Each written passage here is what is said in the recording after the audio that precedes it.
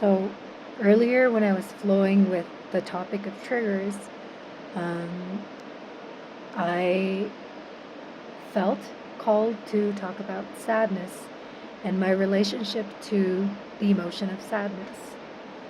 So when I was young, about 7 or 8, I saw my mom crying.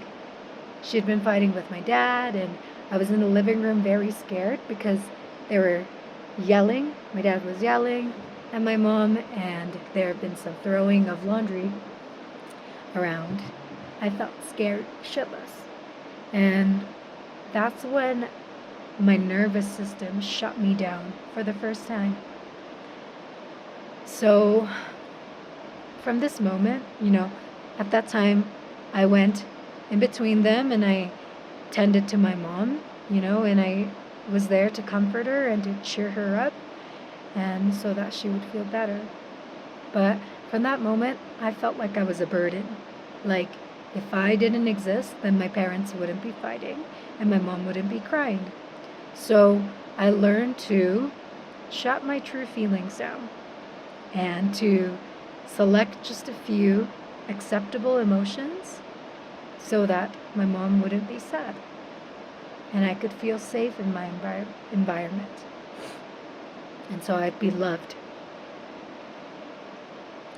Feeling like a burden, any feelings that would come up that I would experience as a child and going forward that I deemed would be too much, would make my mom sad, would create more stress for my parents, I shut down, I suppressed, I avoided, I changed.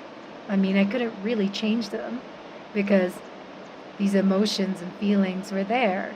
Their energy, you can't change them. But I made myself feel different things. I molded myself.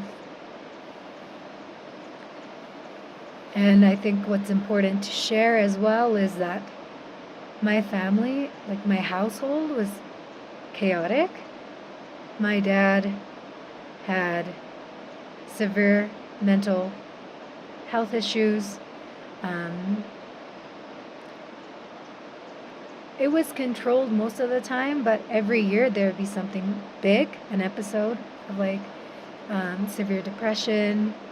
And because of his history of hospitalization, I felt like at any time he could go, like he could die. And also just seeing my mom and dad talk about medication and his therapy sessions, like I was on edge all the time that he would leave.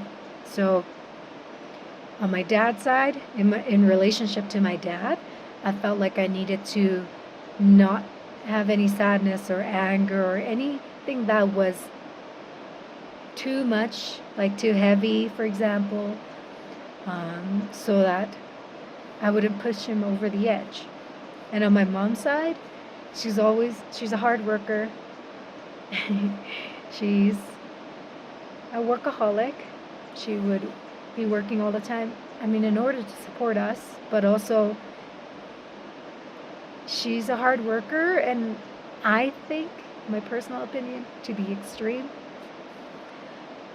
So she would be always stressed about work, and there's more times of stress, like more seeing her stressed than relaxed. There's always something going on that was giving her stress, that was making her anxious, sad, stressed, tired, like some kind of upset emotion that I felt like, again, a burden that I could push her over the edge.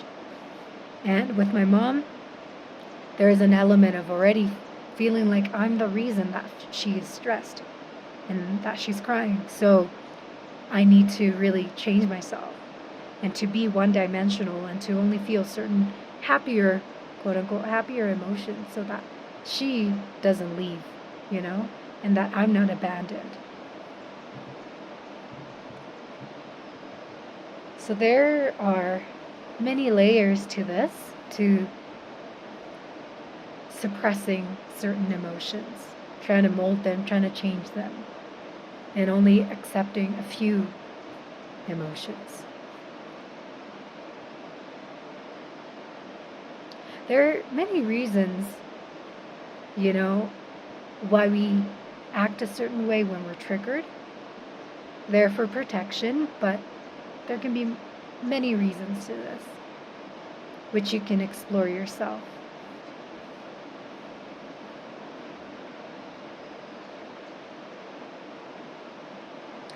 But when you really feel your triggers and what's the underlying emotion that's the root of your trigger, and have a conversation with this emotion too, you can find things like, I found things like, I didn't feel loved by the other person. I felt like the other person was not accepting me. I felt unimportant. I felt like a burden. I thought they were going to abandon me and leave me. Things like this. And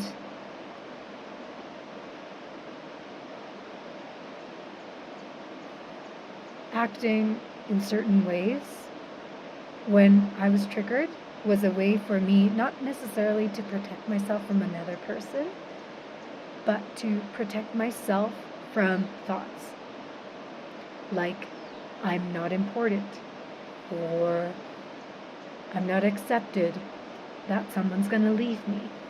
So then instead of empathizing with these feelings and these thoughts that come up, these beliefs, or for example, that a belief that I'm unlovable, instead of empathizing with them and to calm myself down and to accept myself, to love myself unconditionally when these triggers come up and get safe within myself, it was easier to not face these thoughts or beliefs, feelings, emotions, and to instead find a way to protect myself in the outside world.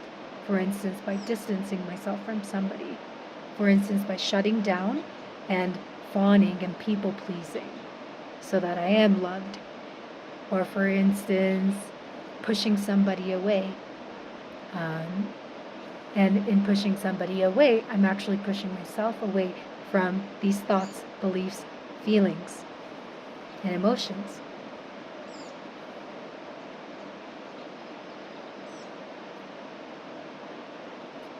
Triggers and our protective mechanisms can be very tricky and multi-layered.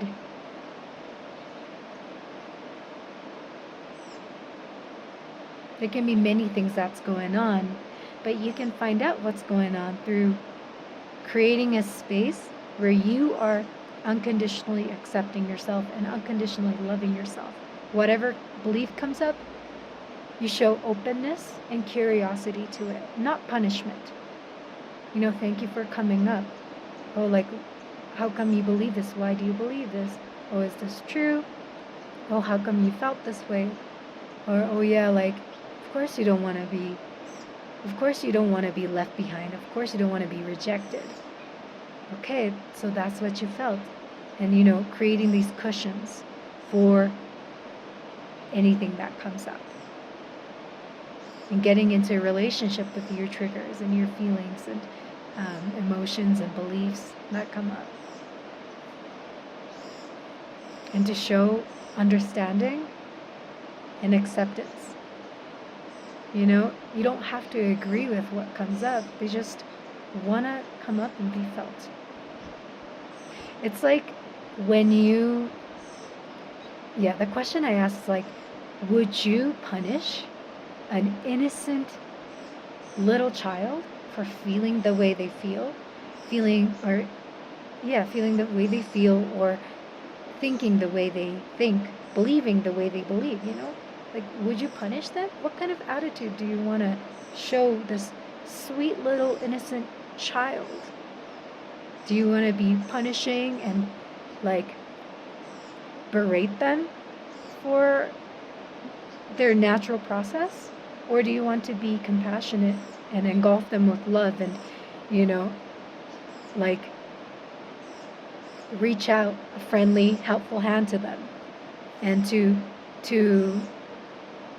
give them a warm hug. Like, you can be either. It's up to you, but I know that I was punishing before. Before I knew how to really unconditionally accept and love myself, I was so punitive. But as I learned to unconditionally love myself, accept myself, I became more of that adult, like me as an adult, to be able to offer a warm, loving hand to my inner child, to whatever she was feeling, whatever she was thinking and believing in the past. Well, it's not the past for her, it's current for her, but whatever she was experiencing, I could be loving towards her, compassionate towards her. And once you have that bridge and that moment of being triggered passes, then you can take whatever came up and really sit with it and try to understand yourself. Go deeper with it. Explore. See the whys behind the whys, like WHY, apostrophe S, the whys behind how you feel and why you act the way you act, your protective mechanisms.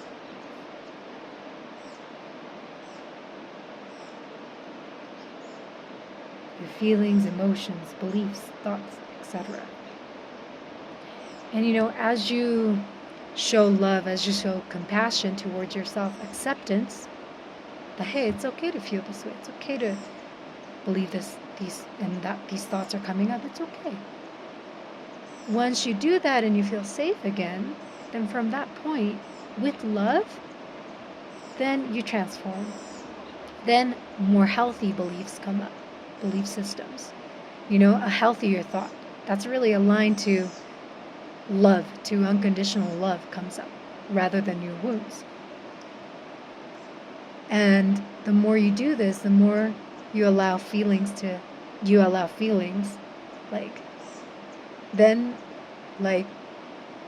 more you can flow through them. And your capacity for feeling and different emotions increase.